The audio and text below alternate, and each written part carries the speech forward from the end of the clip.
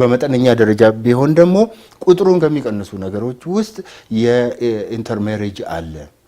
ኢንተርሜሬጅ ቁጥሩ ይሄን ያህል የገዘፈ አይደለም። ነገር ግን ቁጥርን መቀነስ ከሚችሉ ነገሮች ውስጥ ሁለት ቋንቋ ተናጋሪ የሆኑ ባልና ሚስት ቢጋቡ አንዱን ብቻ የመውሰድ ዝንባሌ አለ።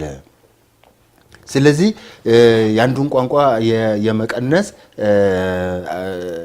የመቀነስ ፕሪሰፖዚንግ ፋክተር ከሆኑ ነገሮች ውስጥ አንዱ ነው።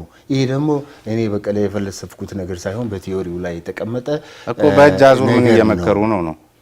በእጅ አዙር አይደለም። አንደኛ ነገር ይሄ ነገር እውነት ነው ወይ ቲዮሪው ላይ ወይንም ደግሞ ይሄ ሪኮግኒሽን ያገኘ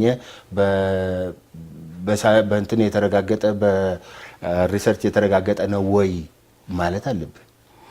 ይሄ የተረጋገጠ ከሆነና ቲዮሪው ልክ ይሆንና ትርጉሙ ልክ ካልሆነ ያርሙኛል እርሱ። በአጋጣሚ ነው ትርጉሙን በደንብ ደጋግሜ ስላየሁት።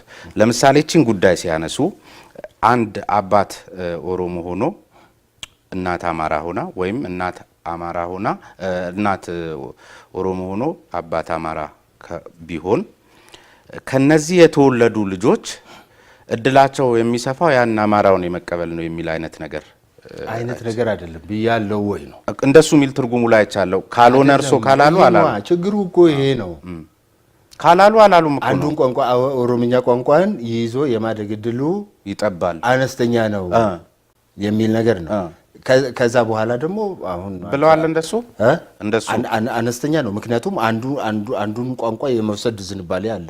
ይሄ እና ኦሮምኛንስ ሊወስዱ ይችላሉ። ታዲያ ኦሮምኛ ነው ሙሉ በሙሉ ነው ለማለት አይደለም። ዝንባሌው ለምንድን ነው የኦሮምኛ አነስተኛ የሚሆነው? ስቴተሱ ነው።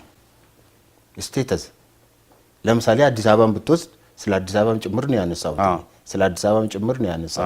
አዲስ አበባ ውስጥ ከሆነ የፒር ፕሬሸር አለ፣ የጓደኛ አለ፣ ትምህርት ቤት አለ፣ ምን አለ። ስለዚህ እድሉ ይጠባል ብል ይሄ ስህተት ነው አዲስ አበባ ላይ። አዎ